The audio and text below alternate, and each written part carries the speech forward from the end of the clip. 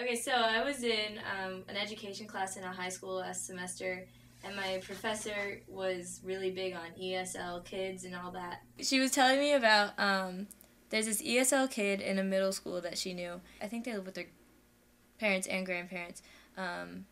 Yeah, so the parents and grandparents didn't know English. They were illegal immigrants, actually. But so there was like a school counselor. They went to the school, not to the school, but to the house where the kid lived.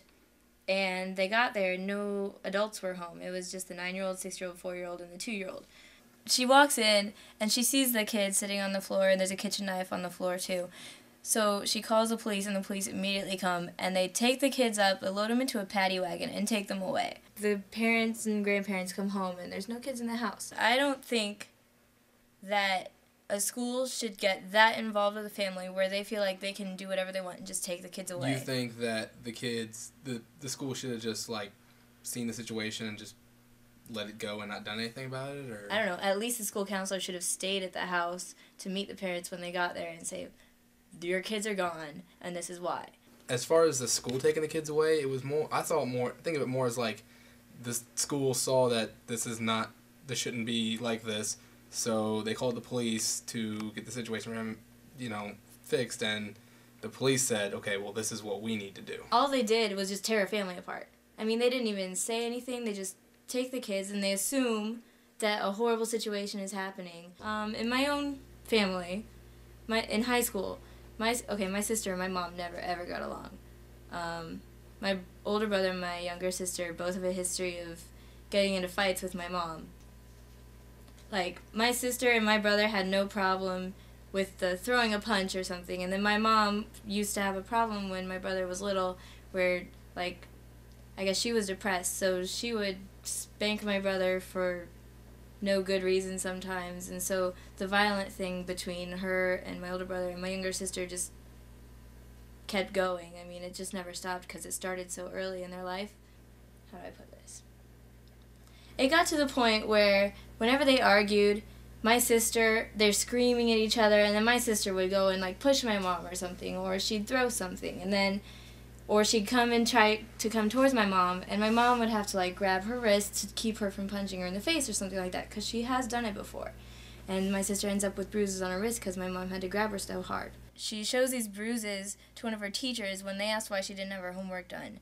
And she goes into the sob story in the middle of class, and she's crying, and she shows us the bruises, so they send her to the counselor right away. They brought me down to the counselor's office where she was sitting there crying with our counselor, who was new that year, so she didn't really know us. And I looked at her, and I was like, what is going on? And I come in, and they ask, do you feel safe at home, or do you think you're in danger? And so basically, it automatically becomes an abuse situation. The school's like, oh, they have bruises. It's an abuse situation. And my sister goes with it.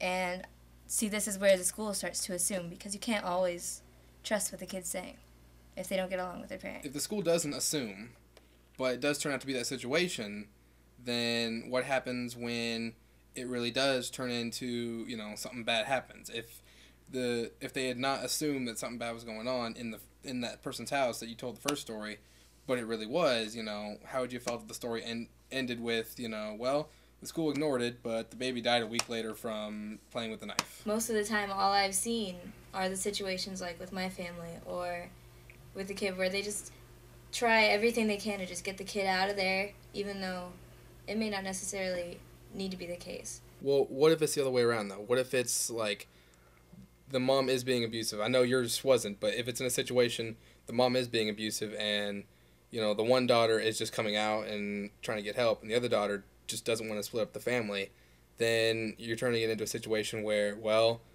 we don't know for sure, so we're just going to let this happen. In the meantime, while no one's doing anything, stuff could go wrong. What do you do in that situation? If you want to help the kids that do need the help, but you don't want to get involved with the ones that don't. But until you really look into it, you can't know for sure who's who. I felt like the family was never the place for the school to be, because school is for the education, and I feel like, sure, the teachers care about the kids and everything, but a family situation, in terms of deciding if that family belongs together or in separate places, I don't think that's okay. If their problems are going to get noticed anywhere. It's going to be at the school.